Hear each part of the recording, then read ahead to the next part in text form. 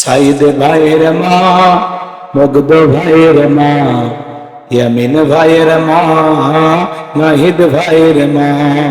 সাইদ ভাইয়ের মা, মুগ্ধ ভাইয়ের মা, ইয়ামিন ভাইয়ের মা, নাহিদ ভাইয়ের মা। তোমরা বড় ভাগ্যবতী, আনলে ধরায় আলোর জ্যোতি।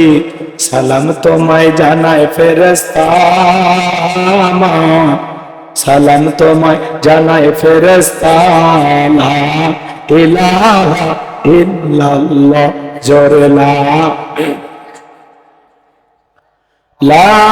ইলাহা ইল্লাল্লাহু মুহাম্মাদুর রাসূলুল্লাহ। জবান সিরাত বাক্যে পড়ছি সাল্লাল্লাহু আলাইহি ওয়াসাল্লাম। বাংলাদেশের ঐতিহ্যবাহী বাগেরহাট জেলার ফকিরহাট থানার অন্তর্গত কাঁঠালতলা যুব সমাজের উদ্যোগে আজকের প্রথম বার্ষিক ওয়াজ মাহফিলের সম্মানিত সুযোগ্য অনারেবল প্রেসিডেন্ট জনাব মাওলানা মুফাজ্জল হায়দার, আল্লাহ পাক তার গোলামকে হায়াতে তৈয়বা সিয়াতে কুল্লিয়া দান করুন, সকলে বলুন আমিন। সম্মানিত ভাইরা, আজকের প্রোগ্রামে আসতে পেরে বসতে পেরে আপনারা খুশি না ভাইজা? কারা কারা বেজার দুই হাত তুলে দেখান। দুই একজন ভাই ঝোঁকে তালে তুলতে চান, খালি জোশ থাকলে হবে না, জোশের সাথে হুশও থাকা লাগবে। আজকের মাহফিলে আসতে পেরে বসতে পেরে কারা কারা খুশি, মুখে নিয়ে হাসি আওয়াজ দেবে বেশি। আল্লাহ নামের এমন একটি স্লোগান দেবেন, এলাকায় যদি কোনো ইসলাম বিরোধী উই পোকা, সার পোকা, তেলা পোকা থাকে, ওদের কলিজায় যেন কম্পন সৃষ্টি হয়, এমন আওয়াজ তুলতে রাজি আছেন যারা? বীর মুসলমানের মতো দুটি হাত টান টান করে তুলে দেখান তো তারা। লিল্লাহে তাকবীর, লিল্লাহে তাকবীর। আল কোরআনের আলো, আল হাদিসের আলো, দুনিয়ার মুসলিম, সারা বিশ্বের মুসলিম, আমার নেতা তোমার নেতা। লিল্লাহে তাকবীর। আল কোরআনের আলো, আল হাদিসের আলো, দুর্নীতির আলো। হাতে বেনার দেন তো, মাশাআল্লাহ, মারহাবা। আস্তে কারো নাকে যেন না লাগে হাত নামা। অনেকে ঝোঁকে তালে বলেই ফেলেছেন দুর্নীতির আলো ঘরে ঘরে জ্বালো। বাংলাদেশে দুর্নীতি দমন কমিশন আছে না নাই? এরপরে দুর্নীতি কমেছে নাকি ডিজিটাল কাজে বেড়ে চলেছে? দিন যত করার ছিল দুর্নীতির পাল্লা তত ভারী হচ্ছিল, কথা বলেন ঠিক কিনা? আমরা চাই আমাদের মাতৃভূমি বাংলাদেশ দুর্নীতি মুক্ত আল্লাহ কবুল করুন, ছিল বলেন আমিন। আমরা চাই আমাদের বাংলাদেশ মাদক মুক্ত আল্লাহ কবুল করুন, ছিল বলেন আমিন। আমরা চাই আমাদের বাংলাদেশ যৌতুক মুক্ত আল্লাহ কবুল করুন, ছিল বলেন আমিন। সম্মানিত ভাইরা আমার, ভূমিকায় লম্বা কথা নয়, সরাসরি মূল আলোচনায় প্রবেশ করতে চাই। আজ থেকে কয়েক মাস আগেও আমরা যখন কোরআনের মাহফিলে কথা বলার জন্য যাইতাম, যেখানে আমাদের খাবার আয়োজন থাকতো, বসার ব্যবস্থা থাকতো, এখানে কিছু বুদ্ধিজীবীদের আগমন ঘটতো। এরা এসে দিত প্রথম সবক, হুজুর এটা বলা যাবে না, ওইটা বলা যাবে না, এটা বলবেন না, ওইটা বলবেন, কথা কয় না। এরপরে মঞ্চে চলে আসলে আবারও কিছু বুদ্ধিজীবীদের আগমন ঘটতো। এরা দিত দ্বিতীয় সবক, হুজুর এলাকাতে মোটামুটি আমরাই সব, আমরাই ওয়াজ যা করবেন করবেন, খবরদার নেত্রীর বিরুদ্ধে যেন কোনো আলোচনা না হয়। এখন কি আর ওই বুদ্ধিজীবীরা আছে ভাই? টর্চ লাইট মেরে চেহারা খুঁজে পাওয়া যাচ্ছে না, কথা বলেন ঠিক কিনা? এই জন্য মনে রাখবেন, জুলুম কখনো চিরস্থায়ী হতে পারে। জালেমদের শেষ পরিণতি হলো পরাজয়, আর মাজলুমদের শেষ পরিণতি হলো বিজয়। ইন্নাল্লাহা লা ইয়াহদিল কওমাজ জালিমিন। যারা জালেম, আল্লাহ এদেরকে পছন্দ করে না, জালেমদেরকে আল্লাহ ভালোবাসে না, কথা বলেন ঠিক কিনা? আজ থেকে কয়েক মাস আগেও চিন্তা করা যায়, বিএনপি আর জামাতের লোক একসাথে বসে চা খাচ্ছে, কথা কয় না কেন? আজ থেকে কয়েক মাস আগে যদি পোস্টারে জামাত বিএনপির নাম দেখতো, সেইটা ঠেকানোর জন্য কয়েক গাড়ি পুলিশ চলে আসতো। আল্লাহ কি দিন দিল, কি দিন দিল! বিএনপি আর জামাতের লোক এক জায়গায় বসে মাহফিলে চা খাইতেছে। হ্যাঁ, আলহামদুলিল্লাহ, একটু জোরে বলেন না। আমরা তো এরকম সম্পর্কই চাই, আমরা মিলেমিশে থাকতে চাই, কথা বলেন ঠিক কিনা? রাগ করেন, হিংসা হয়, জলে কাদের জলে? চেয়ার হারিয়ে পাগল হয়েছে যারা, ওরা জ্বলতেছে। বলে কি ভুলটা করলাম নাকি ভাই?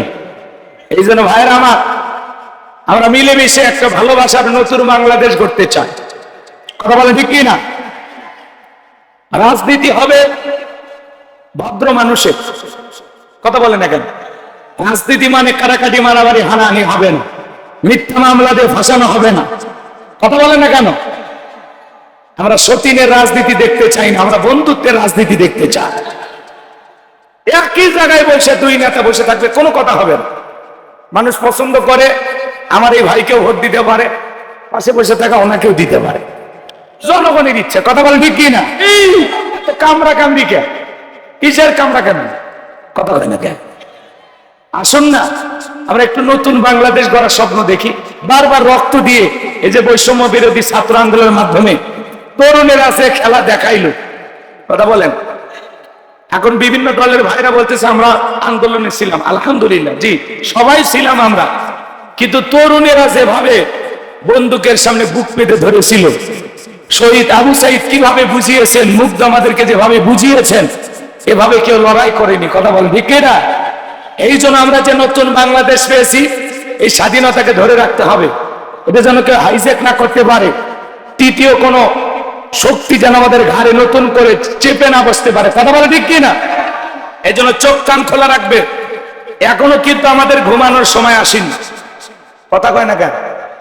আপনারা ঘুমাবেন সেই দিন আপনাদের ভোটে নির্বাচন করে নতুন প্রধানমন্ত্রী বাংলাদেশে হবে যেই দিন, এর আগে ঘুমায়েন না, চতুর্মুখী শত্রু, কথা কয় না?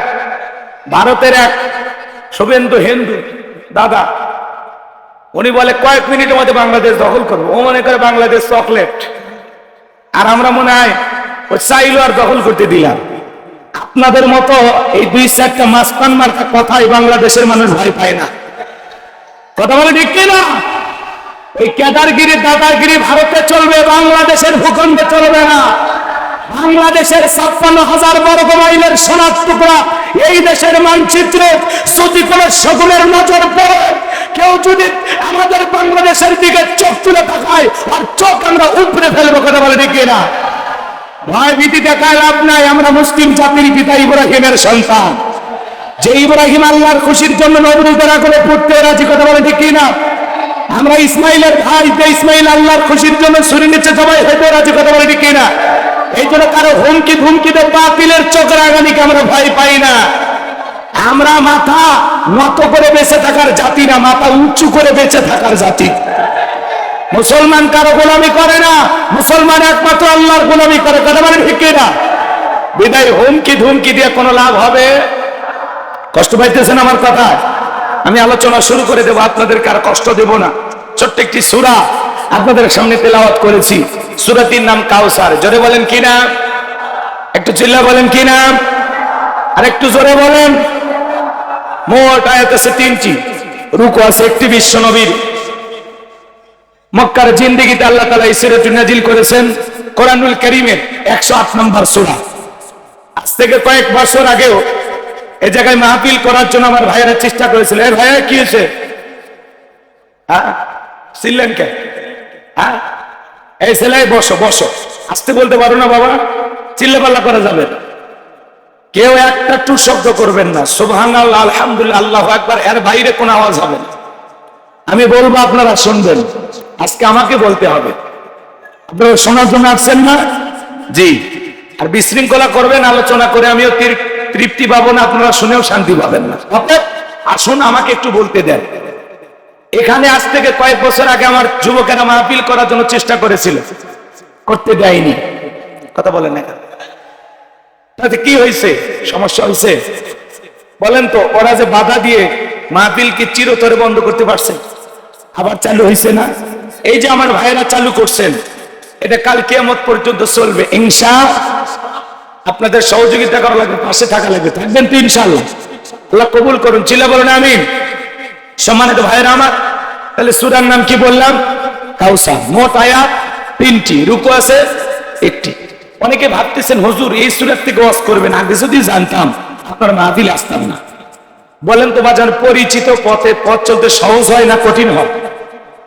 পরিচিত মানুষের সাথে কথা বলে ভালো লাগে না খারাপ লাগে? পরিচিত মানুষের সাথে কথা বলে যেমন ভালো লাগে, পরিচিত পথে পথ চলতে যেমন সহজ হয়, বক্তা যদি পরিচিত কোনো আয়াত বা সূরা থেকে আলোচনা করে সেটা শুনে আরো বেশি ভালো লাগে। কারণ যে জিনিস যত বেশি জানবেন তাতে চর্চা কমে না বাড়ে? চর্চা কমে না বাড়ে?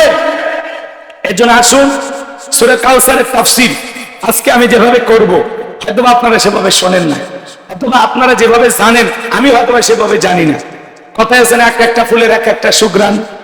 একটু শুরু করতে দেন, ভালো লাগবে ইনশাআল্লাহ।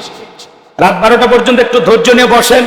12টার পরে যদি আলোচনা শুনে ভালো না লাগে আপনার বিকাশ নাম্বার দেবেন, আপনার যাতায়াতের গাড়ি ভাড়া আমি দিয়ে দেবো ইনশাআল্লাহ। কথা কি বুঝাইতে ভালো না? আমার সাথে একটু কথা বলে সহযোগিতা করবেন তো ইনশাআল্লাহ।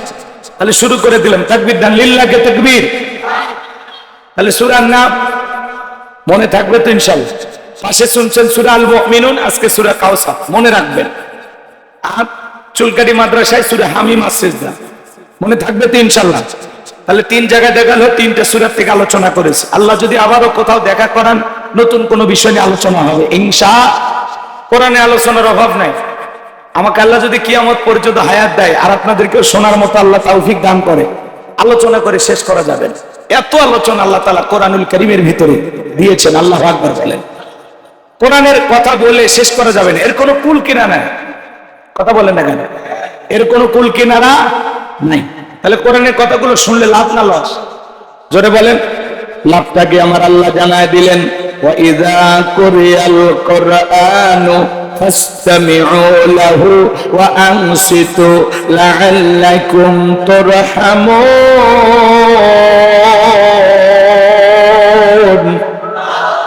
সূরা আরাফ আয়াত নাম্বার 204।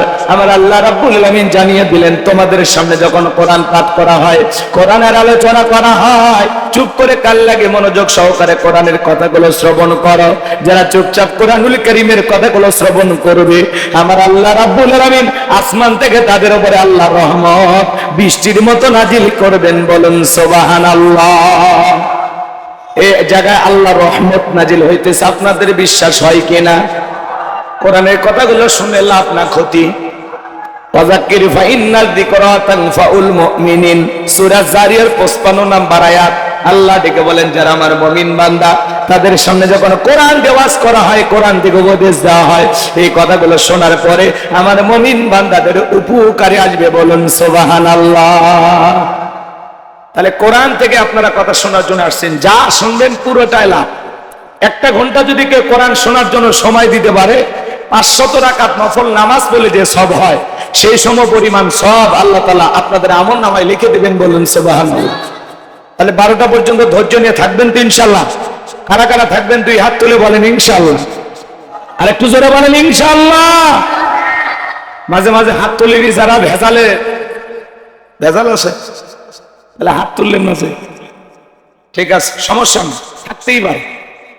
আমি বলবো যে আলোচনা শুরু হওয়ার পরে ওঠা বসা করার চাইতে যদি কেউ ওঠেন এখনই সাইট হন, এখনই সাইটে যা দাঁড়িয়ে থাকেন, যতক্ষণ মন চাই শুনে চলে যাই। কিন্তু ওয়াজ শোনার মধ্যে ওঠা বসা করলে দেখতে খারাপ লাগে, আমাদের কষ্ট হয়। কথা কি বুঝাইতে পারলাম? 30 সেকেন্ড সময় আমি আপনাদেরকে দিলাম, যারা চলে যাবেন এখনই চলে যেতে পারেন, কিন্তু 12টার আগে দয়া করে উঠবেন না। এই যে ওয়াদা দিয়েছেন, ওয়াদা ভঙ্গ করা কিসের লক্ষণ? মুনাফিকের লক্ষণ। আমার